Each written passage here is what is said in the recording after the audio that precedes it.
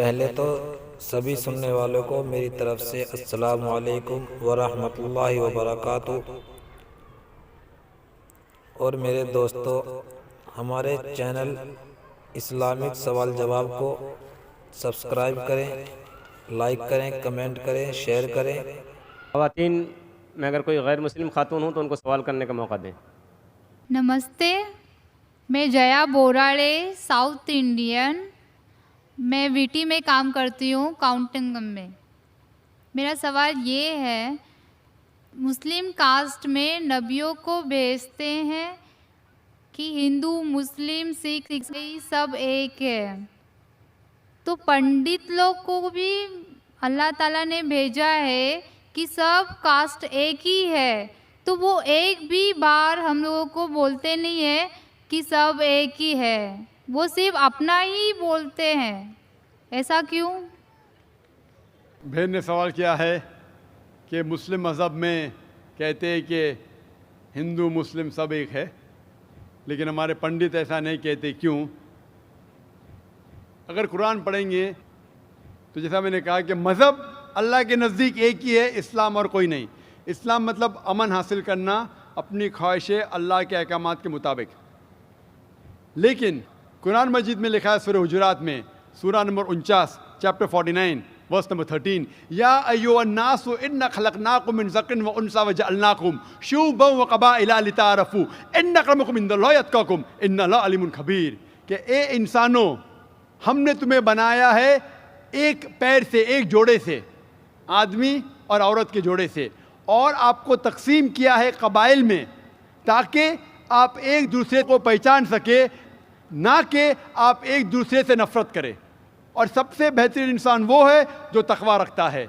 तो सारे मज़हब के लोग एक नहीं है, सारे इंसान एक है।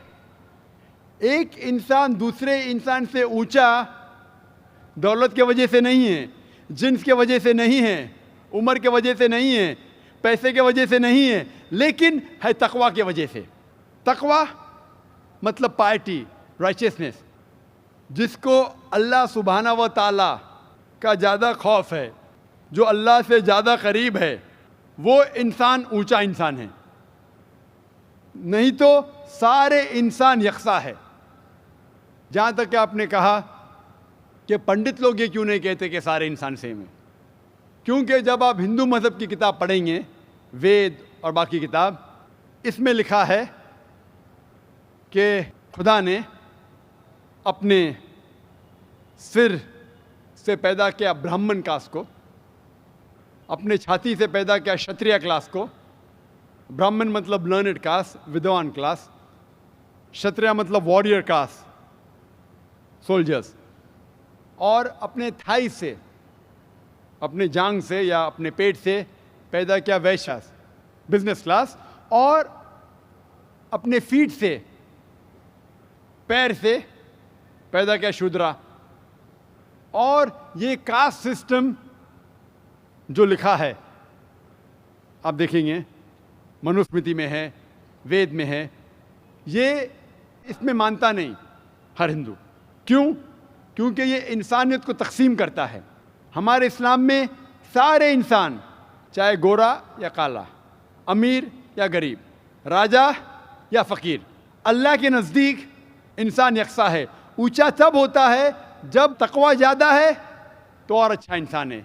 तो हम मानते हैं कि पैसे से या रंग से या जात पात से इंसान जन्नत में नहीं जा सकता है। इसके बारे में और अगर आप चाहते हैं तो आप मेरी तकरीर सुनो, हिंदू मज़हब और इस्लाम में यकसानियत, और इसके बारे में और डिटेल्स में कहा regarding caste system. Hope the answer the question sister. Mike number 2 से कोई सवाल हो भाई। अस्सलाम वालेकुम जाकिर भाई, I am Joseph Fernandes, working in a call centre. मेरा सवाल आपसे ये है कि मुझे कई दोस्त मिले जिनमें से कुछ सिया है और कुछ सुन्नी। जैसे आपने कुछ देर पहले बताया कि जो इंसान मानता है कि अल्लाह एक है और मोहम्मद अलैहिस्सलाम आखिरी पैगंबर हैं, तो मैं मानता हूँ इस बात को। तो अगर मैं ये कहूँ कि मैं मुसलमान हूँ तो ये झूठ नहीं है। लेकिन मुसलमान बनने के बाद एक नमाज़ पढ़ना बहुत ज़रूरी होता है, और कुछ तरीके हैं जो दोनों ही दोस्तों ने मुझे बताए, लेकिन उनके तरीके अलग अलग हैं। तो मुझे ये समझ में नहीं आया कि किसका तरीका मैं अपनाऊं, क्योंकि दोनों ही अपने तरीकों को सही समझते हैं। भाई साहब ने सवाल किया कि अगर अल्लाह एक है उसमें मानना है और मोहम्मद सल्लल्लाहु अलैहि वसल्लम पैगम्बर है तो मैं मानता हूँ, तो उस तरीके से मुसलमान हूँ मैं। लेकिन मेरे दो दोस्त, एक शिया एक सुन्नी, और मुसलमान बनने के लिए नमाज़ पढ़ना ज़रूरी है, तो किस तरीके से नमाज़ पढ़ूँ? भाई साहब, आप कहते हैं कि अल्लाह एक है, आप मानते हैं कि अल्लाह के पैगम्बर मोहम्मद सल्लल्लाहु अलैहि वसल्लम आखिरी पैगम्बर है, तो आपने कहा कि किस तरीके से नमाज़ पढ़ूँ। ये शिया सुन्नी जो आपने पूछा, आप जब कुरान पढ़ेंगे, कुरान में ना शिया है ना सुन्नी है, कुरान में ना शिया है ना सुन्नी है। कुरान शरीफ में कहा गया है सूरह इमरान में, सूरह नंबर 3 आयत नंबर 103 में, वा तसीमु बिहब्लिल्लाहि जमिया वला तफरकू, कि आप आपस में इकट्ठा होकर अल्लाह की रस्सी को मजबूती से पकड़ो। अल्लाह की रस्सी है कुरान और सही हदीस। तो आप देखिए कुरान में क्या लिखा है और अल्लाह के रसूल के सही हदीस में क्या लिखा है। तो जो भी आपसे कुछ कहता है, अगर कुरान और सही हदीस के मुताबिक है, आप उसकी बात मानो। जो जाकिर कहता है वो भी कुछ अहम नहीं इस्लाम में, जाकिर इस्लाम में ज़ीरो है। जो जाकिर कहता है वो बात मानना ज़रूरी नहीं, लेकिन जब मैं कुरान का हवाला दिया तो आपको कुरान की बात मानना फ़र्ज़ है। जब मैं सही हदीस का हवाला दिया तो आपको सही हदीस की बात मानना ज़रूरी है। तो इसीलिए कोई भी शख्स कुछ कहता है, अगर इख्तिलाफ है उसमें, तो फिर से रुजू हो जाओ कुरान और हदीस के पास, क्योंकि कुरान में लिखा है सूरह निसा में, सूरह नंबर 4 आयत नंबर 59 में, वर्स नंबर 59 में, अतिउल्लाह वाति रसूल, अल्लाह की इताअत करो, अल्लाह की बात मानो और अल्लाह के रसूल की बात मानो। और वो लोग those who have been charged with authority, जो उलुल अम्र है, वो लोग जो आपके अमीर है। लेकिन अगर इनमें इख्तिलाफ है, फिर से रुजू हो कुरान और हदीस के पास, अल्लाह और अल्लाह के रसूल के पास। तो अगर दो शख्स, दो आलिम, कोई भी अगर इख्तिलाफ है, आप फिर से मुड़ो अल्लाह और अल्लाह के रसूल के पास, कुरान और सही हदीस के पास। फिर देखो कि कौन सा दोस्त, कौन सा मुस्लिम, कौन सा आलिम, कौन सा मौलाना कुरान और सही हदीस के मुताबिक कह रहा है। आप समझे? तो इससे पता चलेगा कि क्या सही है। आप बोलते हैं कि नमाज पढ़ने के तरीके में इख्तिलाफ है, शुरू में कम से कम जो यकसा है वो तो शुरू करो। इख्तिलाफ वो थोड़ा है, नमाज के तरीके में इख्तिलाफ वो थोड़ा है, जो यकसा है वो तो शुरू करो। अगर आप मुसलमान बनना चाहते हैं तो इतना वक्त क्यों ले रहे? खाली नाम के मुसलमान होना ज़रूरी नहीं है, वो कोई फ़ायदा नहीं। अमली तौर पे मानो कि अल्लाह एक है, उसकी इबादत करो और आखिरी रसूल मोहम्मद सल्लल्लाहु अलैहि वसल्लम पे ईमान लाओ। और उसके बाद फिर तहकीक करो, आपके दो दोस्त लोग जो बोल रहे कुरान से कौन मैच करता है, सही हदीस से कौन मैच करता है, क्योंकि अल्लाह के रसूल फरमाते, सही बुखारी की हदीस है, उस तरीके से नमाज पढ़ो जिस तरीके से आपने मुझे देखा। तो जो सही हदीस से साबित है, कुरान और सही हदीस से, उस तरीके से नमाज पढ़ो। लेकिन अगर 19-20 फ़र्क है, कम से कम जो यकसा है वो तो शुरू करो। इख्तिलाफी बातों पे तहकीक करो, इंशाअल्लाह पता लग जाएगा आपको क्या सही है। तो इंशाअल्लाह अभी आप सिर्फ नाम के मुसलमान मत न हो, अमली तौर के ऊपर मानो कि अल्लाह एक है और अल्लाह के रसूल मोहम्मद सल्लल्लाहु अलैहि वसल्लम आखिरी पैगंबर है। Hope that answers the question. Thank you sir. Mike number 1 से सवाल कर सकते हैं, कीजिए। जाकिर भाई, मेरा नाम शिवा था। कुछ साल पहले मैं इतना तो नॉलेज रखता था कि मतलब एक शांति नहीं मिलता था एक भगवान को मानने में, पूजा करने में। हमारी तमिलनाडु में, मैं एक मद्रासी हूँ, हमारे तमिलनाडु में बोलते बालाजी अमीर भगवान है और कार्तिक गरीब भगवान है। तो इससे मैं सहमत नहीं था। मैं बोलता था जब हम इंसानों में हो सकता है, भगवानों में नहीं हो सकता है। फिर भी मेरा दिल नहीं माना। जब मैं भागा भागा फिरता था, फिर अचानक मेरे को ना क्रिश्चियन दोस्त लोग मिले। फिर उन लोगों के साथ मैं प्रेयर करने के लिए जाता था। फिर प्रेयर में जाता था, प्रेयर करता था, बहुत आनंद लगा, अच्छा लगा। फिर बाइबल मैं खुद पढ़ने लगा। उसमें भी बहुत जगह में बयान नहीं होता कि भाई दिल नहीं मानता है। ईसा अलैहिस्सलाम बोलते मानता है नहीं कि वो खुदा है। फिर मैं साथ ही हमारे मोहल्ले में मुसलमान दोस्त लोग भी है। फिर उन लोग एक आयत पढ़ के मेरे को तर्जुमा बताया, कुल वल्लाहु अहद अल्लाहु समद लम यलिद वलम यूलद वलम यकुन लहू कुफुवन अहद। तो इसमें मैं बहुत सहमत हुआ, क्योंकि ना शरीर है, ना माँ बाप है, ना रूप है। बहुत अच्छा लगा मेरे को, ठंडा लगा। ये हुआ 2003 के पहले। फिर मैं 2004 में डायरेक्ट फ़ौरन कलमा पढ़ा के इस्लाम कबूल किया, मुसलमान हुआ।